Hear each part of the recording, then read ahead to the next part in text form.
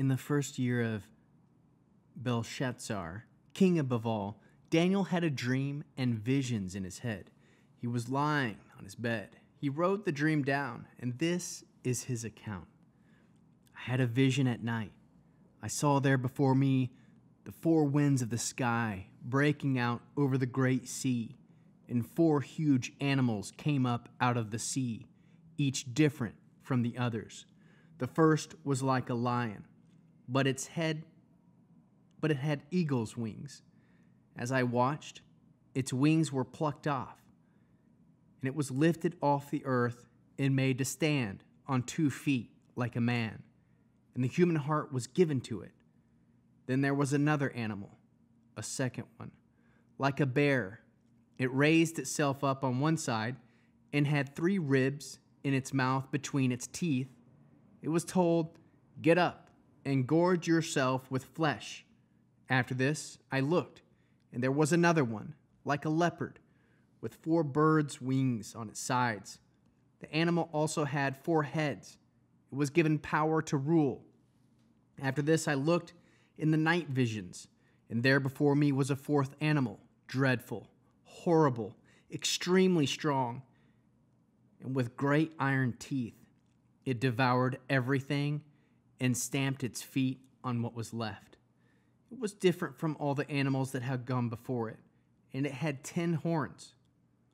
While I was considering the horns, another horn sprang up among them, a little one, before which 3 of the first horns were plucked up by its roots.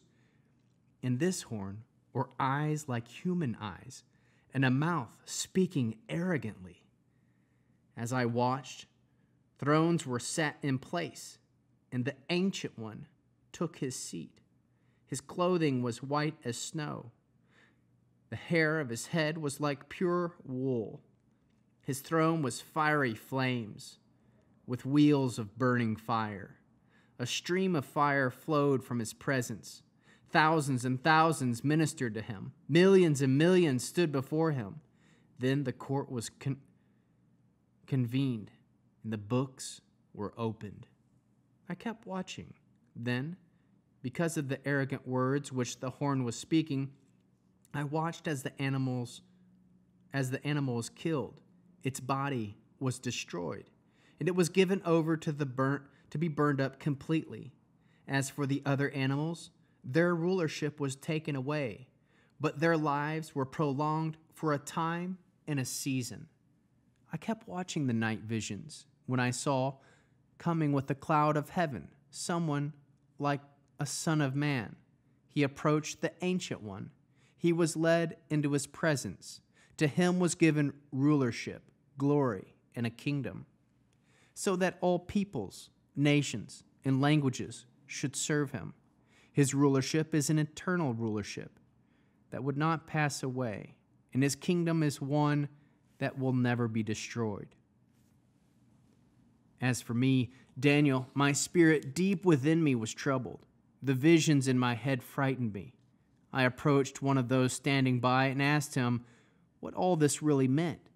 He said that he would make me understand how to interpret these things.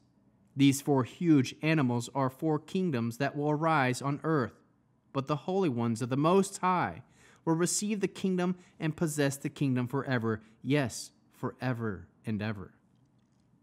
Then I wanted to know what the 4th beast meant, the one that was different from all the others, so very terrifying, with iron teeth and bronze nails, which devoured, crushed, and stamped its feet and what was left, and what the 10 horns on its head meant, and the other horn which sprang up, before which 3 fell, the horn that had eyes and a mouth speaking arrogantly, and seemed greater than the others. I watched, and that horn made war with the holy ones, and was winning, until the Ancient One came. Judgment was given in favor of the holy ones of the Most High, and the time came for the holy ones to take over the kingdom. This is what he said. The 4th animal will be a 4th kingdom on earth. It will be different from the other kingdoms. It will devour the whole earth and trample it down and crush it. As for the 10 horns, Out of this kingdom 10 kings will arise, and yet another will arise after them. Now he will be different from the earlier ones, and he will put down 3 kings. He will speak words against the Most High and try to exhaust the holy ones of the Most High. He will attempt to alter the seasons and the laws, and the holy ones will be handed over to him for a time and a half a time. And when the court goes into season, he will be stripped of his rulership, which will be consumed and completely destroyed. Then the kingdom, the rulership, and the greatness of the kingdoms under the whole heaven will be given to the holy people of the Most High. Their kingdom is an everlasting kingdom, and all rulers will serve and obey them. This is the end of the account. As for me, Daniel, my thoughts frightened me so much that I turned pale, but I kept the matter to myself. After that first vision, it was in the 3rd year of the king of Belshazzar that another vision appeared to me. Daniel, I looked into the vision, and as I looked, I found myself in Shushan, the capital, in the province of Elam. I looked into the vision, and I was by the Ula Canal. I looked up, and as I watched, there in front of the stream stood a ram with 2 horns. The horns were long, but one was longer than the other, and the longer one came up later than the other. I saw the ram pushing to the west, north, south, and no animals could stand up against it, nor was there anyone that could rescue from its power. So it did as it pleased and became very strong. I was beginning to understand when a male goat came from the west, passing over the whole earth without touching the ground. The goat had a prominent horn between its eyes. It approached the ram and the 2 horns, which I had seen standing in front of the river, charged it in savage force. I watched as it advanced on the ram, filled with rage against it, and struck the ram, breaking its 2 horns. The ram was powerless to stand against it. It threw the ram to the ground and trampled it down, and there was no one that could rescue it from the goat's power. The male goat had become extremely strong, but when it was strong, the big horn was broken. In its place arose what appeared to be 4 horns in the directions of the 4 winds of heaven. Out of one of them came a little horn, which grew extremely big in the directions of the south and east, and in the direction of the glory. It grew so great that it reached the army of heaven. It hurled some of the army and the stars to the ground and trampled on them. Yes, it even considered itself as great as the prince of the army. The regular burnt offering was taken away from him, and the place of his sanctuary was thrown down. Through sin, the army was put in its own power. Along with the regular burnt offerings, it flung truth on the ground as it acted and prospered. Then I heard a holy one speaking, and another holy one said to the speaker, "How long will the event of the vision last?" This vision concerning the regular offering and the transgression, which is so appalling, that allows the sanctuary and the army to be trampled underfoot. The first said to me, 2,300 evenings and mornings, after which the sanctuary I will restore to its rightful state. After I, Daniel, had seen the vision and was trying to understand it, suddenly there stood in front of me someone who appeared to be a man. I heard a human voice calling from between the banks of the Ulai, "Gabriel, make this man understand the vision." He came up to me. He came up to where I was standing, and his approach so terrified me that I fell on my face. But he said to me, "Human being, understand that the vision refers to the time of the end." As he was speaking with me, I fell into a deep sleep, with my face toward the ground. But he touched me, set me on my feet, and said, "I am going to explain to you what will happen at the end of the period of fury, because the vision had to do with the time at the end. You saw a ram with 2 horns, were the kings of the Media and the Persia. The shaggy male goat of the king of Greece, and the prominent horn between its eyes is the first king. As for the horn that broke, and the four which rose up in its place, 4 kingdoms will rise out of that nation, but not with the power the first king had. In the later part of their reign, when the evildoers have become as evil as possible, there will arise an arrogant king skilled in intrigue. His power will be great, but not what the power of the first king had. He will be amazingly destructive.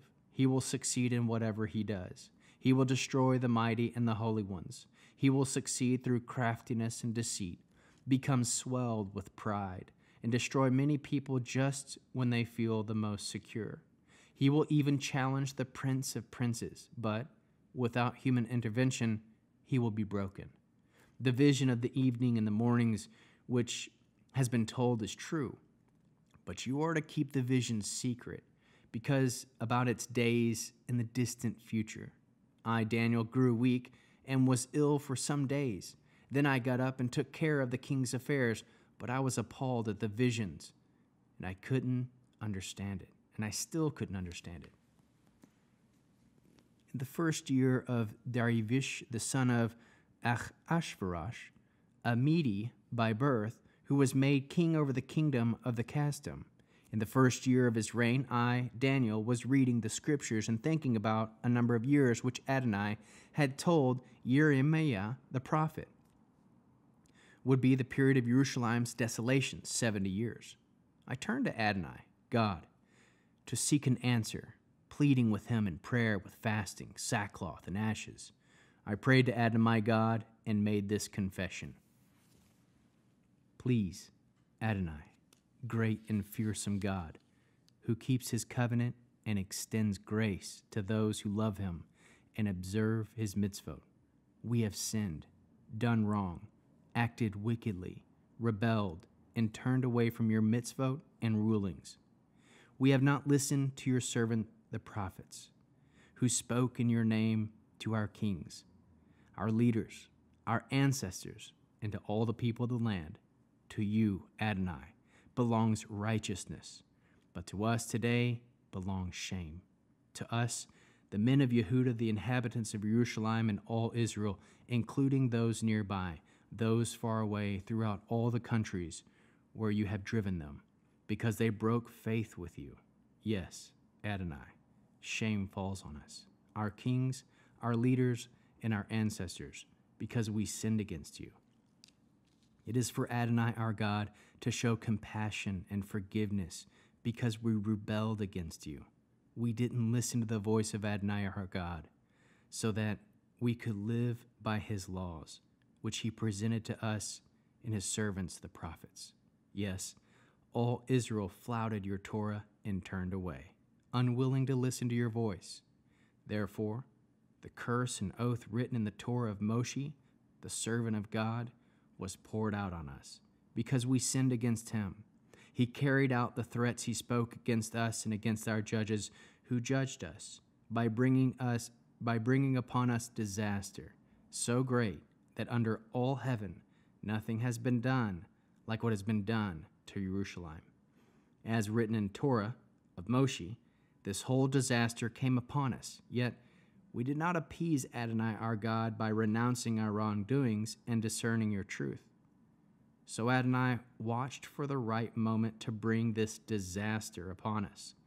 For Adonai our God was just in everything he did, yet we didn't listen when he spoke. Now Adonai our God, who brought your people out of the land of Egypt with a strong hand, hereby winning renown for yourself, as is the case today, we sinned. We acted wickedly. Adonai, in keeping with all your justice, please allow your anger and fury to be turned away from your city, Jerusalem, your holy mountain, because it is due in our sins and the wrongdoings of our ancestors that Jerusalem and your people have become objects of scorn among everyone around us. Therefore, our God, listen to the prayer and pleadings of your servant, and cause your face to shine on your desolated sanctuary. For your own sake, my God, turn your ear and hear, open your eyes and see how desolate we are. as well as the city which bears your name. For we plead with you not because of our own righteousness, but because of your compassion. Adonai, hear. Adonai, forgive. Adonai, pay attention, and don't delay action. For your own sake, my God, because your city and your people bear your name. While I was speaking, praying, confessing my own sin and the sin of my people Israel, and pleading before Adonai, my God, the holy mountain of my God, yes, while I was speaking in prayer, the man Gabriel, whom I had seen in the vision at the beginning, swooping down on me in full flight at about the time of the evening sacrifice, and explained things to me, he said, I have come now, Daniel, to enable you to understand the vision clearly. At the beginning of your prayers, an answer was given. I have come to say what it is, because you are greatly loved. Therefore, look into this answer and understand the vision. 70 weeks have been decreed for your people and your holy city, for putting an end to the transgression, for making an end of sin, for forgiving iniquity, for bringing an everlasting justice, for setting the seal on vision and prophet, and for anointing the especially holy place. Now, therefore, know therefore and discern that 7 weeks of years will elapse between the issuing of the decree to restore and rebuild Jerusalem until an appointed prince comes. It will remain built for 62 weeks of years with one space and moats. But these will be troubled times. Then after 62 weeks, Mashiach will be cut off and have nothing. The people of a prince yet to come will destroy the city and sanctuary, but his end will come with a flood, and desolations are decreed until the war is over. He will make a strong covenant with leaders for 1 week of years. For half a week, he will put a stop to the sacrifice and the grain offering. On the wing of the detestable things, the detester will come and continue until the already decreed destruction is poured out on the desolator.